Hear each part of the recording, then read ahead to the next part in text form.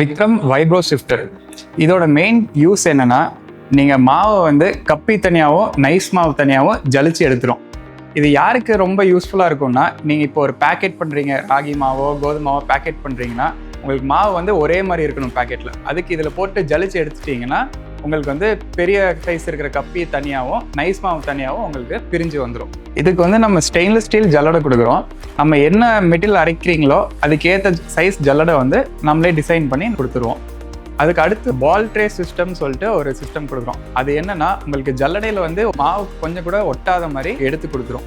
So இதில் 2 model இருக்குது. MS டைப்பில் இருக்குது, எஸ்எஸ் டைப்பில் இருக்குது. அது போக சைஸ் பார்த்தீங்கன்னா மினிமம் சைஸ் வந்து 18 இன்ச்லேருந்து ஆரம்பிச்சு 40 இன்ச் சைஸ் வரைக்கும் நம்மக்கிட்ட இருக்குது. நீங்கள் எது டவுட்னாலும் கீழே இருக்க காண்டாக்ட் நம்பருக்கு நீங்கள் கால் பண்ணலாம்.